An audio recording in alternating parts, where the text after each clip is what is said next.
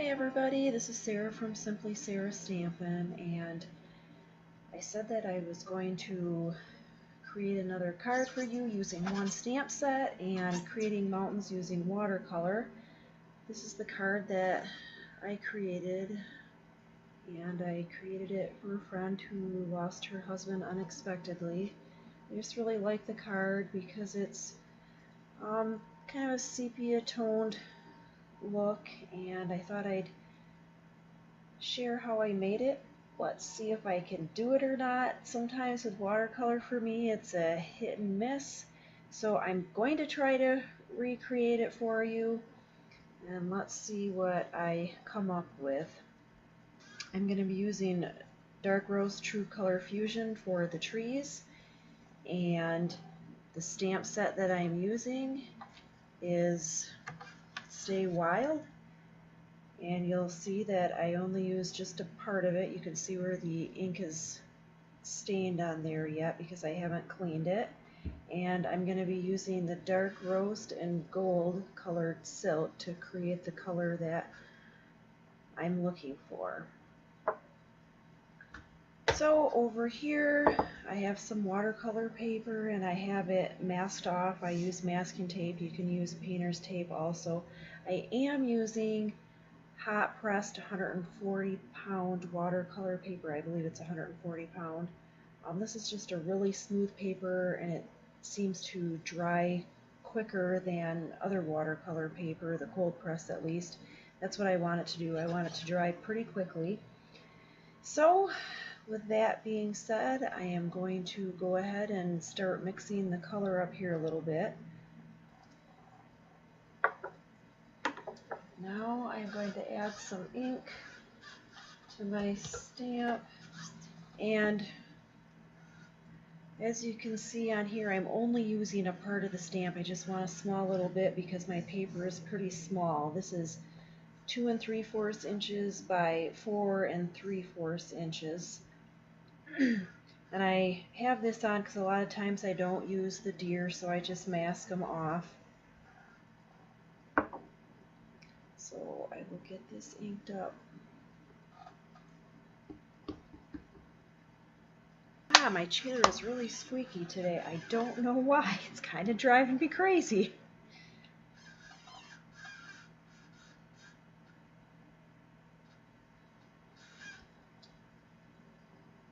Oh, I have a feeling these trees are going to be a little crooked on here. We'll find out.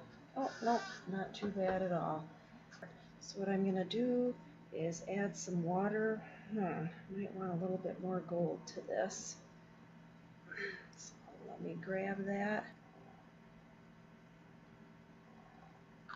Now I know I'm going to probably add too much, but I'm going to want to add some more dark roast in. We'll see what happens. Okay, I want it just maybe a little bit lighter.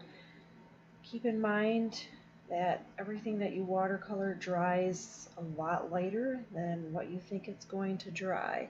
We've got some paper towels over on the side here that I just kind of dab, check out my color, dry my brush on, etc.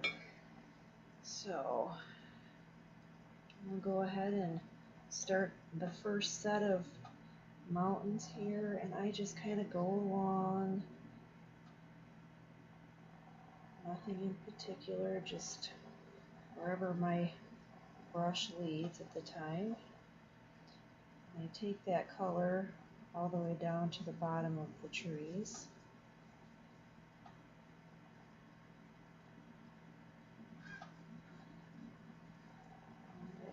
A little more pointed there. I gotta tip it up because there's a glare.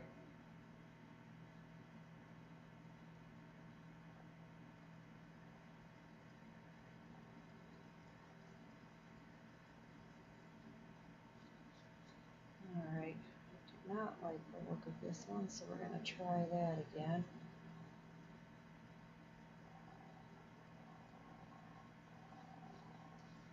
There we go, and I do want to get this one just a little bit darker.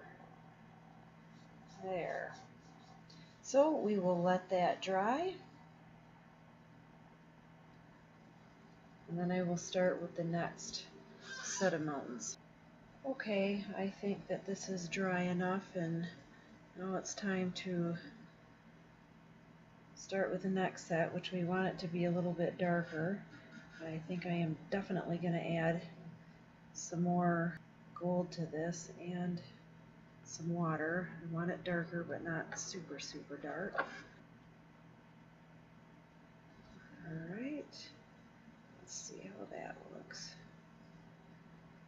It's a little bit better, but probably a little too dark yet. More water. Okay, I think that's good. Same thing again, no particular pattern, just random back and forth.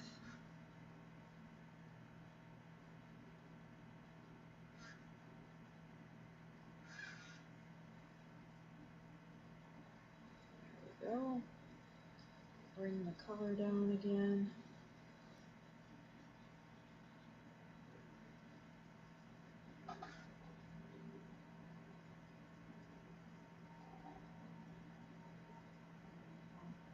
There.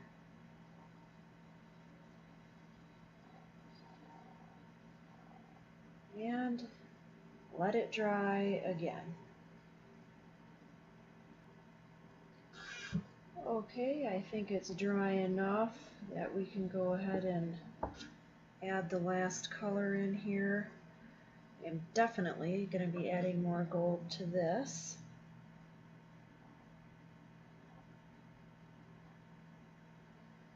And I know it's going to be pretty dark, not as bad as I thought it was going to be. Whoops, I'm flicking all that everywhere.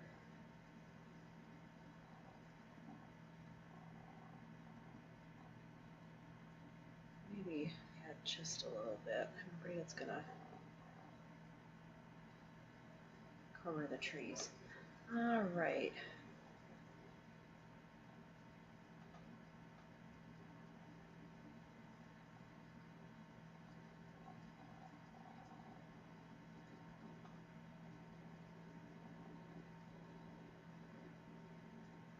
Paper is super warped this time. Not sure why, but it happened.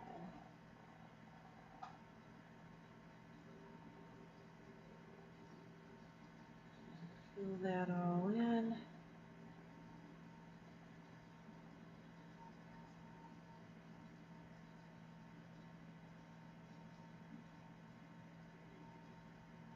Okay, I'm going to let it dry again, and then I'm going to do the bottom part where it hopefully kind of looks like there's a little lake here, and this is land with shadows, but like I said, when I'm watercoloring, it is just a hit and miss thing with me, so we'll see what happens.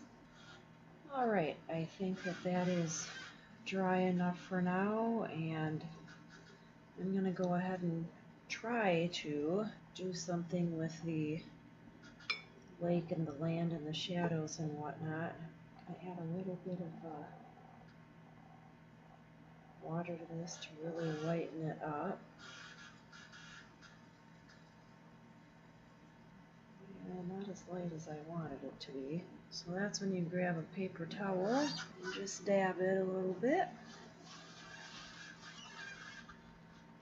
There we go. That'll lighten up as it dries too.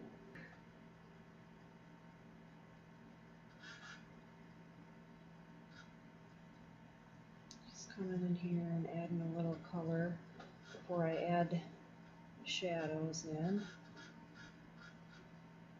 Okay, while I'm waiting for that to dry, I'm just going to add some color in here. Maybe grab some darker color and add it in. Okay.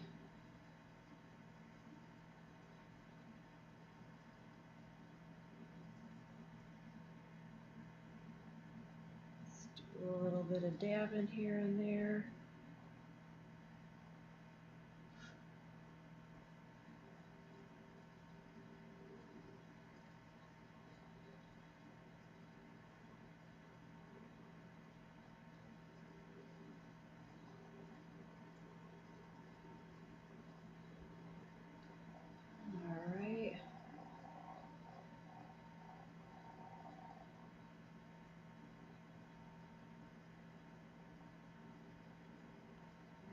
bit darker color in there too. Not because I know what I'm doing, just because I'm hoping it helps the look of it.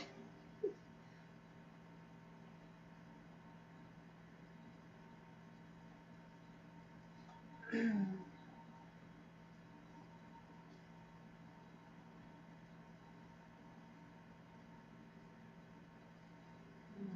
just adding a little bit there. Okay. Alright, I think that will do. Okay, I'm back. I let my watercolor painting dry, and I wanted to show you what I have, compare the card, the one where I used the dark roast and the gold, and this is just dark roast. You can see this has a little bit more of a purple tone to it. This has a golden tone. This still has a brown tone. So obviously I did not use as much gold on the card as I did in this sample. Now I'm going to go ahead and put my card together and compare them. So we'll do that really quickly. Oops. Yeah, I kept splashing my water and it got onto my paper and stained it, but it's okay because it'll be covered up anyway. Just carefully taking off the masking tape.